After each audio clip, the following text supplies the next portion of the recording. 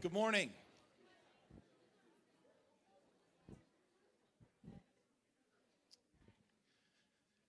This morning we're going to continue our interview series, and we're going to have you hear from someone that you may not hear from very much unless you're in her office. But Ms. Jacobson, we're going to ask some questions. She's got a great testimony, a great story to share. I'm just going to ask some questions, and we're going to let her share. Sounds good. Though students have a hard time believing it, teachers and administrators were once high school students too. And so tell us about where you went to high school and what your experience was like. Okay, some of this I've shared with y'all before. I grew up in western Pennsylvania in a little town called Oil City, and then when I was in college, I actually lived in a town called Petrolia. Guess what my dad did for a living?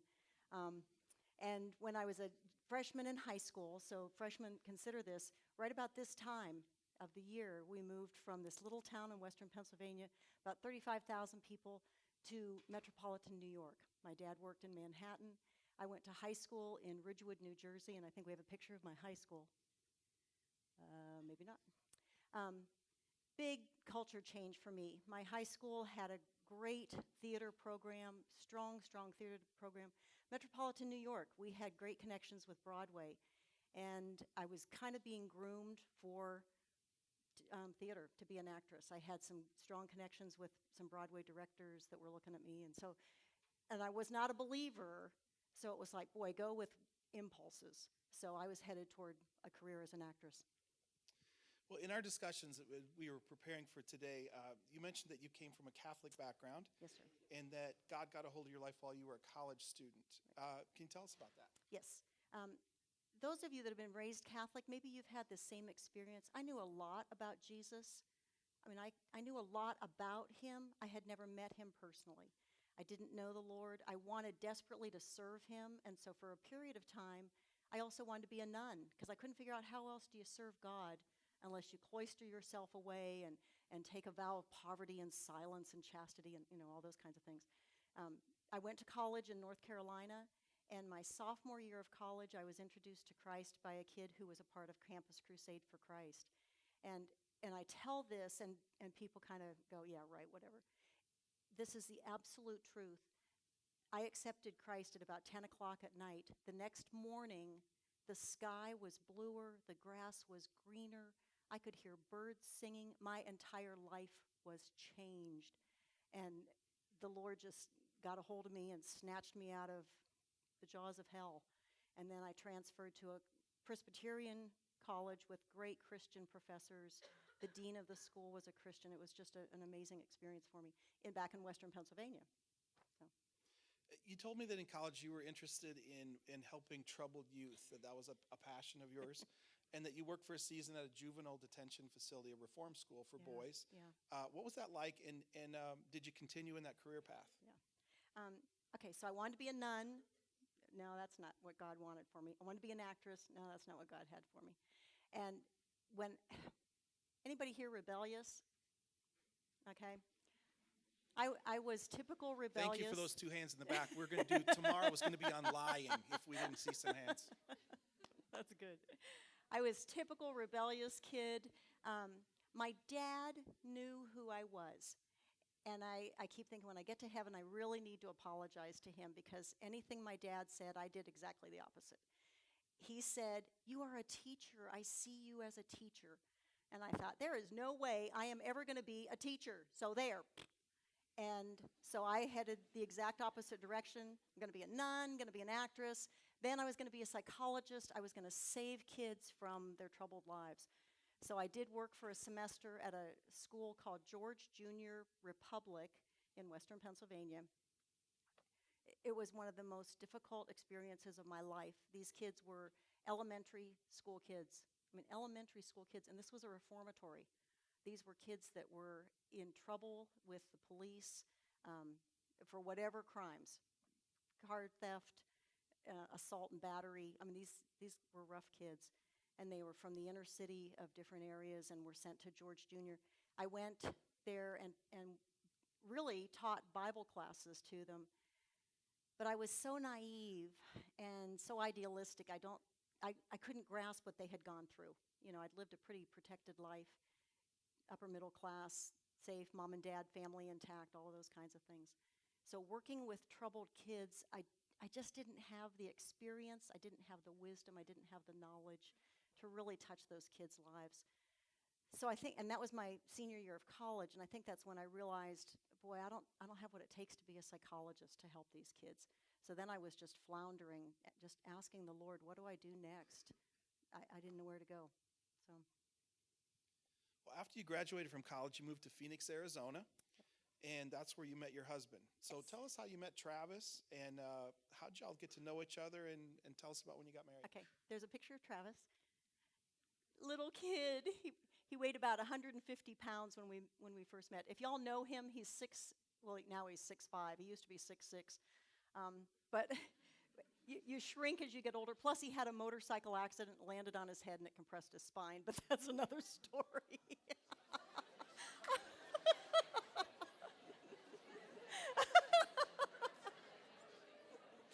Sorry. That's good.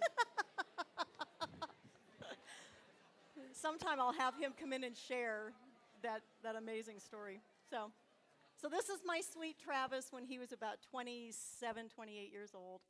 And I actually moved in across the street from him.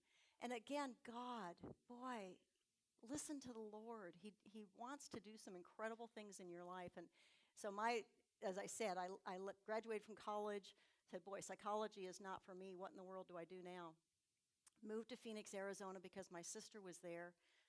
And I didn't know where else to go. I knew I didn't want to stay in New York, just really didn't know where I was going to go next. So I moved to Phoenix and moved in across the street from sweet Travis. And it was such a God thing. He was going to night school, and I was dating a couple of guys and trying to figure out which end was up and what do I do with my life. And so he would come home from night school, and I would come home from a date. And it was interesting how often those times coincided.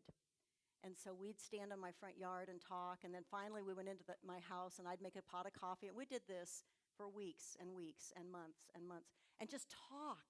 It was fabulous. For the first time, I met a guy that there were no strings attached. He just wanted to be my friend. We talked about art, and we talked about music, and he'd grown up in the Deep South. I grew up in metropolitan New York. We'd had very different experiences, but we'd read the same books. We liked the same music. This is the era of rock and roll. We loved the same groups. Really had a lot in common in spite of our upbringing. I was still a young Christian. He knew a lot about the Bible. He shared some things with me. So this went on for several months. And then I realized, oh my goodness, this is the guy that I don't want to live without. And there were lots of guys I could probably live with, but this was the man I didn't want to live without.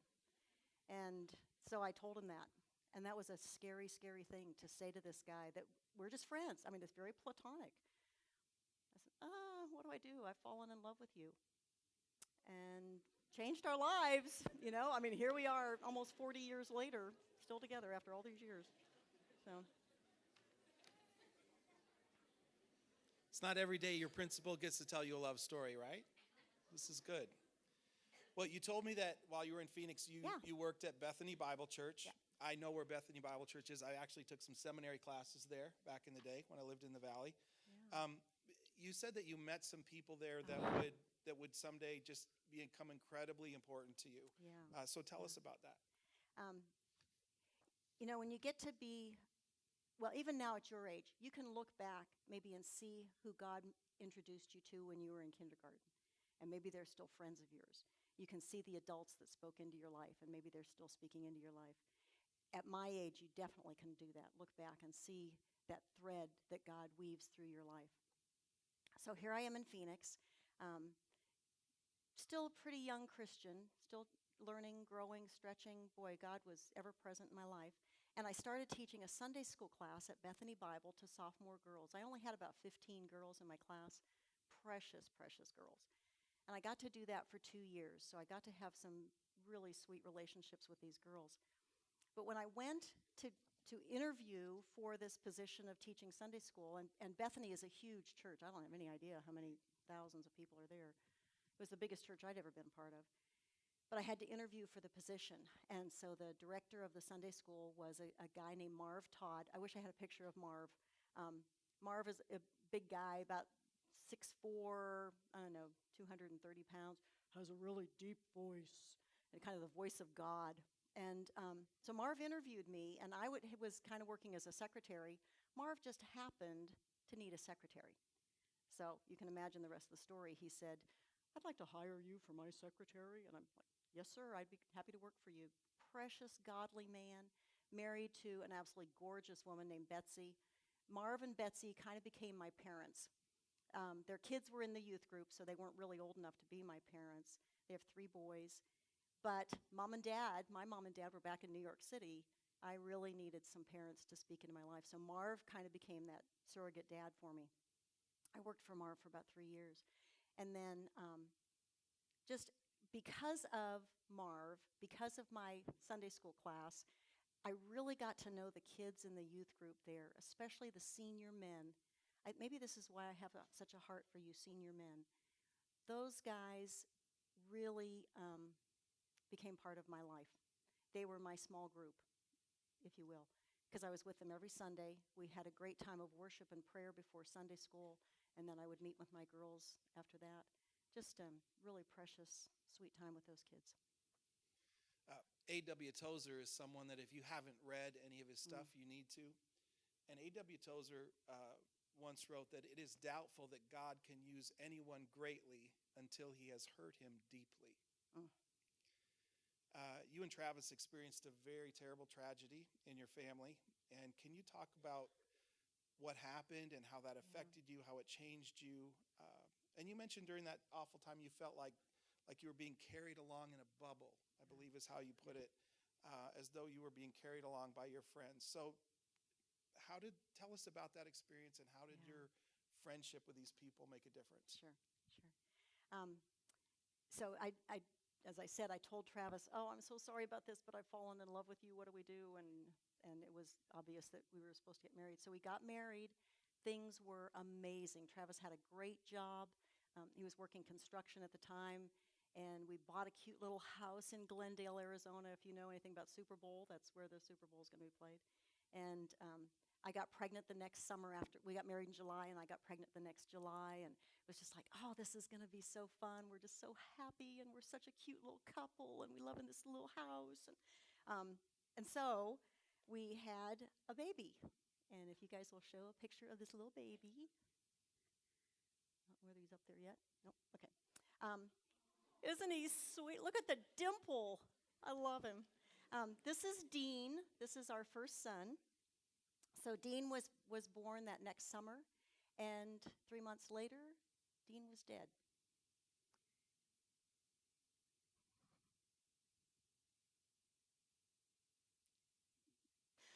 Sorry. Woke up one morning, and he was gone.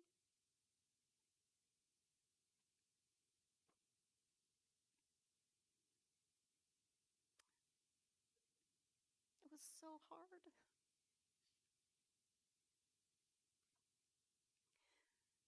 When you get to be parents, these kids, and guys, think about your parents. This is what they think of you. They love you to pieces.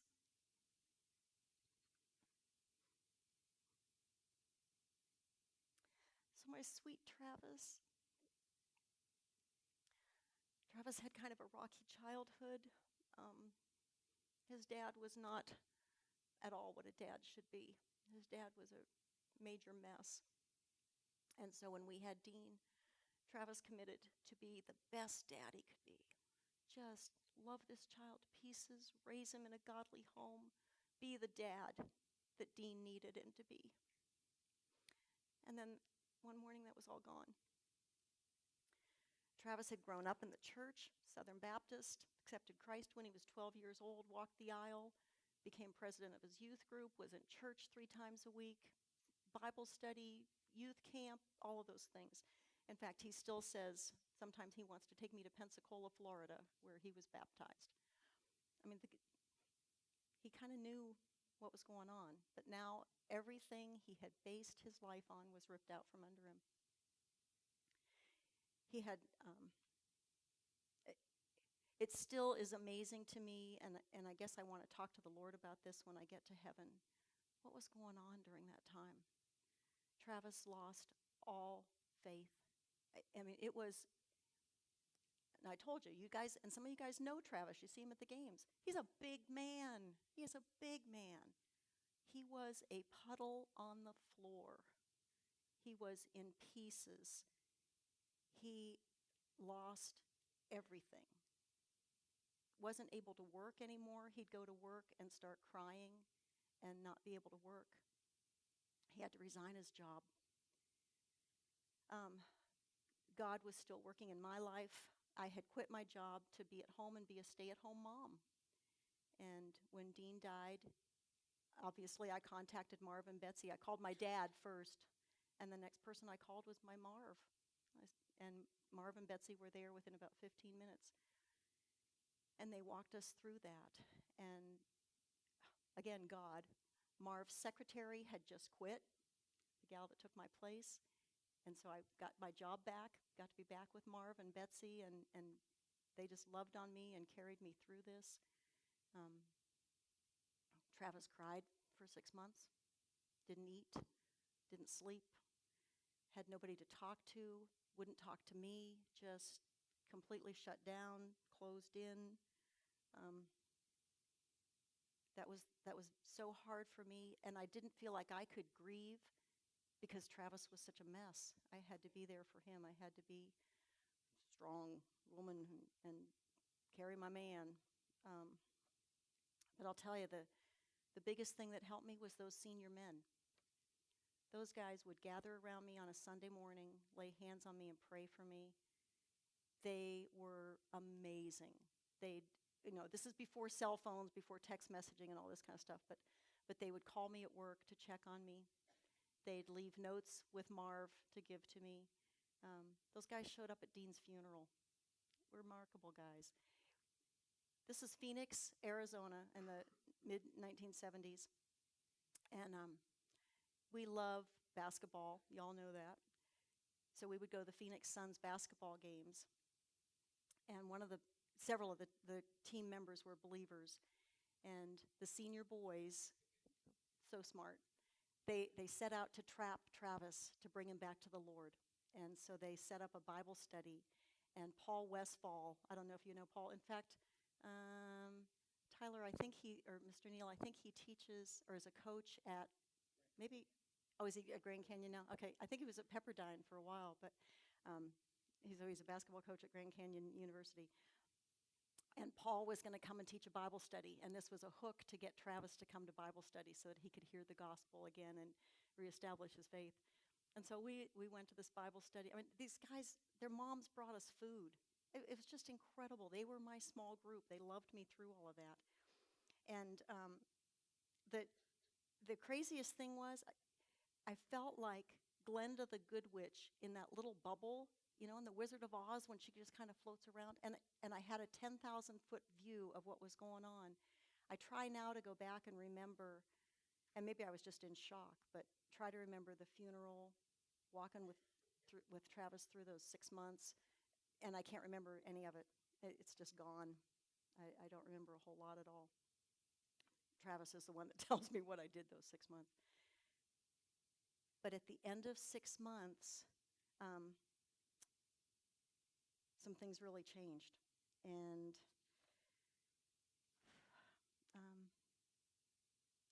go ahead and you've got the next question. Through all this, I mean, God promises to work all things for those who are called and who believe in him, to work all things for good, even the terrible things. Yeah. So how's God used this tragedy in your life, and what have you learned?